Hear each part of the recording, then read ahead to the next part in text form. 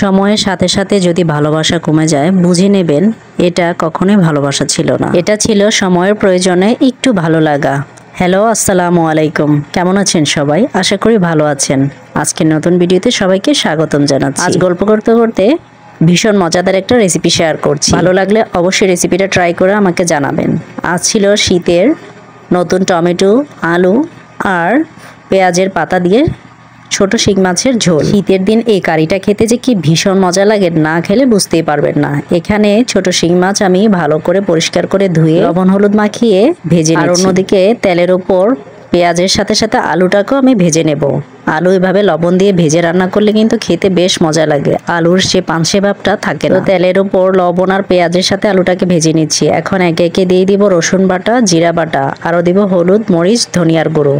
এগুলো দিয়ে খুব সুন্দর করে এটা কষিয়ে নেব। প্রথমে এটাতে আমি পেঁয়াজ মরিচ বাটা ব্যবহার করেছি। যে কোনো পাতলা ঝোল তরকারিতে পেঁয়াজ বাটাটা ব্যবহার করলে কিন্তু ঝোলের স্বাদটা অনেক গুণে বেড়ে যায়। তো যেটা বলছিলাম, কারো হৃদয়ে আঘাত করাটা সাগরের বুকে পাথর ছুঁড়ে মারার মতো। কেউ জানে না সেই পাথর কত গভীরে আঘাত করবে। শুধুমাত্র যার হৃদয়ে আঘাত করবে সেই বুঝবে। আর পাশাপাশি থাকা মানেই কাছে থাকা নয়, দূরে থেকেও কাছাকাছি থাকা যায়।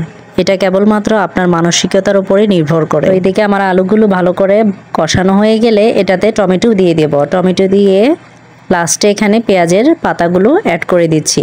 এই পেঁয়াজের পাতাটা কিন্তু এই শেষ মুহূর্তেই দিতে হবে। আলুটা ভালো করে কষানোর পর এটা দিয়ে ভালো করে এখন ঝোলের পানি দিয়ে আর কিছু কাঁচামরিচ দিয়ে এটা কিছুক্ষণ রান্না করে নেব। আর ভেজে রাখা শিং মাছটা তারপর এটার উপর অ্যাড করে দেব। আর পৃথিবীতে ভালো থাকতে খুব বেশি কিছুর প্রয়োজন পড়ে না, কিন্তু একটুখানি সততা, নিজের উপর বিশ্বাস, অল্প কিছু আপন মানুষ যারা তোমাকে চোখ দেখে বুঝে নেবে, বিশ্বাস করবে, কিংবা যাদের কাছে প্রাণ খুলে কথা বলতে পারবে আর অল্পতেই সুখী হবার মানসিকতা থাকবে, এমন কিছু মানুষ পাশে থাকলেই কিন্তু যথেষ্ট। আর কখনোই কাউকে অযোগ্য বলে অবহেলা করা যাবে না, কারণ ভেবে দেখো তুমি কিন্তু কারো না কারো কাছে অযোগ্য। কেউ কারো কাছে যোগ্য নয়, যোগ্য বিবেচনা করেই নিতে হয়। যেমন ধরুন, একটা ছাতা হয়তো বৃষ্টিকে থামিয়ে দিতে পারে না, কিন্তু তা বৃষ্টির মধ্যে আমাদেরকে দাঁড়াতে সাহায্য করে।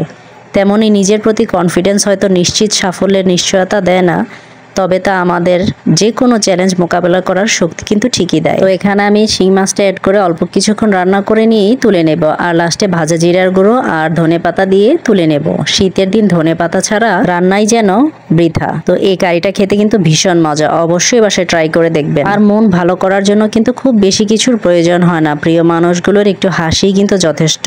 কাপড় রঙিন করতে রঙের প্রয়োজন হতে পারে, কিন্তু জীবন রঙিন করতে রঙের প্রয়োজন হয় না।